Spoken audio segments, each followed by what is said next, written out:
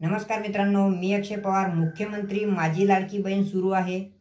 Online अर्ज करण्यात बरेचशा अडचणी येत होत्या, तर तुम्ही ऑफलाईन अर्ज सुद्धा करू शकता. तर मित्रांनो, तुम्ही ऑफलाईन अर्ज कशा प्रकारे करू शकता ते आपण या व्हिडिओमध्ये पाहणार आहे. तर मित्रांनो, तुम्ही व्हिडिओला शेवटपर्यंत नक्की पहा आणि चॅनलवर नवीन असाल तर चॅनलला सबस्क्राईब करा. असे महत्त्वपूर्ण व्हिडिओ तुम्हाला भेटत राहणार. आपला टेलिग्राम ग्रुप आहे, व्हॉट्सॲप ग्रुप आहे, ते जॉईन करून ठेवा. खाली डिस्क्रिप्शनमध्ये तुम्हाला लिंक दिली आहे आणि जे काही तुमचे प्रश्न असतील व काही अपडेट असतील ते तुम्हाला नेहमी भेटत राहतील. चला तर मित्रांनो, आपण व्हिडिओला सुरू करूया.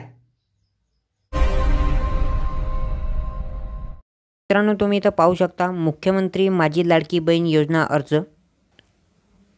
या व्हिडिओमध्ये आपण पाहणार आहे की आपण ऑफलाईन पद्धतीने कशा प्रकारे फॉर्म भरू शकतो. तर इथे पहा मित्रांनो, तुम्हाला इथे संपूर्ण नाव टाकायचं आहे महिलांचे. त्यानंतर महिलांचे लग्नापूर्वीचे तुम्हाला इथे नाव टाकायचं आहे आणि त्यानंतर तुम्हाला इथं लग्नानंतरचे नाव टाकायचं आहे. नंतर इथे जन्मदिनांक तुम्हाला इथे टाकायचा आहे. अर्जदाराचा संपूर्ण पत्ता तुम्हाला इथे पूर्ण टाकायचा आहे. त्यानंतर तुम्हाला इथे जन्माचे ठिकाण टाकायचं आहे. तुम्ही कोणत्या शहरात किंवा गावात तुमचं जन्म झाले आहे ते तुम्हाला इथे टाकायचं आहे. तुम्हाला तुमचं मोबाईल क्रमांक इथे पूर्ण टाकायचा आहे. त्यानंतर तुम्हाला इथे आधार क्रमांक टाकायचा आहे. महिलाचे जन्म परराज्यात झाले असल्यास पतीचे जन्म ठिकाण तुम्हाला इथे टाकायचं आहे.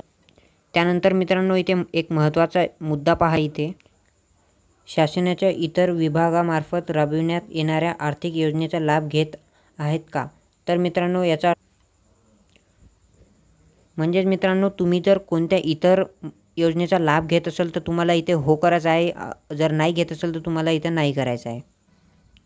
त्यानंतर पहा विवाहित स्थिती. तर मित्रांनो, महिलांची विवाह झाले असेल तर तुम्हाला इथं विवाहित निवडायचं आहे. जर महिलांची विवाह नाही झाले असेल तर तुम्ही इथं अविवाहित करायचं आहे. त्यानंतर मित्रांनो, तुम्हाला इथं तुमच्या बँकवरची सगळी माहिती तुम्हाला इथे टाकायची आहे. तुमच्या पासबुकनुसार तुम्हाला टाकायचं आहे. त्यानंतर आपला आधार कार्ड बँक खात्याशी जोडले आहे का?